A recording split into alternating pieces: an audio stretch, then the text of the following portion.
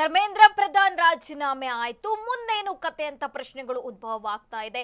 ದೇಶದಲ್ಲಿ ರಾಜಕೀಯ ಪಕ್ಷವಾಗುತ್ತಾ? ಹಾಗಾದ್ರೆ ಜಿರಳೆ ಜನತಾ ಪಾರ್ಟಿ ಧರ್ಮೇಂದ್ರ ಪ್ರಧಾನ್ ರಾಜೀನಾಮೆ ಆಯ್ತು, ಮುಂದೇನು ಕತೆ? ದೇಶದಲ್ಲಿ ರಾಜಕೀಯ ಪಕ್ಷವಾಗುತ್ತಾ ಜಿರಳೆ ಜನತಾ ಪಾರ್ಟಿ? ದೆಹಲಿಯ ಜಂತರ್ ಮಂತರ್ನಲ್ಲಿ ಪ್ರತಿಭಟನೆ ನಡೆಸಿತ್ತು ಸಿಜೆಪಿ. ಚುನಾವಣಾ ರಾಜಕೀಯಕ್ಕೆ ಎಂಟ್ರಿ ಕೊಡುತ್ತಾ ಹಾಗಾದ್ರೆ ಕಾಕ್ರೋಚ್ ಪಾರ್ಟಿ? ರಾಜಕೀಯ ಪಕ್ಷವಾಗಿ ಕಾಂಗ್ರೆಸ್ ಬಿಜೆಪಿಗೆ ಟಕ್ಕರ್ ಕೊಡುತ್ತಾ ಜಿರಳೆ ಅಂತ ಪ್ರಶ್ನೆಗಳು ಉದ್ಭವ ಆಗ್ತಾ ಇದೆ.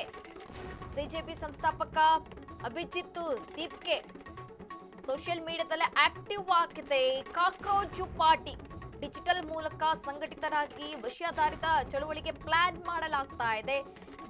ದೇಶದ ಜೆನ್ಜಿಗಳಲ್ಲಿ ಶಿಕ್ಷಣ ಉದ್ಯೋಗದ ವಿಚಾರವಾಗಿ ಮುಕ್ತ ಚರ್ಚೆ.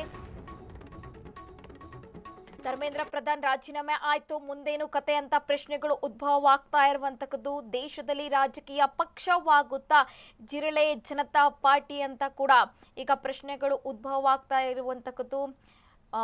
ಸೋಷಿಯಲ್ ಮೀಡಿಯಾದಲ್ಲಿ ಅಭಿಜಿತ್ ದೀಪ್ಗೆ ಅವರು ಕೂಡ ಒಂದು ಸ್ಟೇಟ್ಮೆಂಟ್ ಕೊಟ್ಟಿದ್ರು.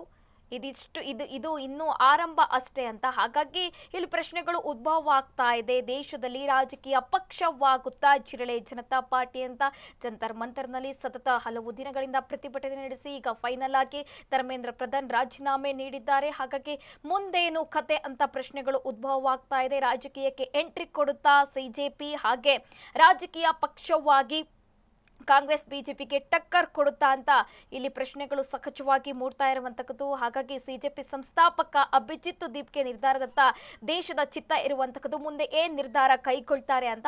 ಹಾಗೆ ಸೋಷಿಯಲ್ ಮೀಡಿಯಾದಲ್ಲೂ ಕೂಡ ಕಾಕ್ರೋಚ್ ಪಾರ್ಟಿ ಆಕ್ಟಿವ್ ಆಗಿದೆ. ಡಿಜಿಟಲ್ ಮೂಲಕ ಸಂಘಟಿತವಾಗಿ ಹಾಗೆ ವಿಷಯಾಧಾರಿತ ಚಳುವಳಿಗೆ ಕೂಡ ಇಲ್ಲಿ ಪ್ಲಾನ್ ಮಾಡ್ತಾ ಇರುವಂತಕ್ಕದ್ದು. ದೇಶದ ಜೆನ್ಜಿಗಳಲ್ಲಿ ಶಿಕ್ಷಣ ಉದ್ಯೋಗದ ವಿಚಾರವಾಗಿ ಮುಕ್ತ ಚರ್ಚೆ ನಡೀತಾ ಉಂಟು. ಹಾಗಾಗಿ ವಾಟ್ ನೆಕ್ಸ್ಟ್ ಅಂತ ಪ್ರಶ್ನೆಗಳು ಉದ್ಭವ ಆಗ್ತಾ ಇದೆ.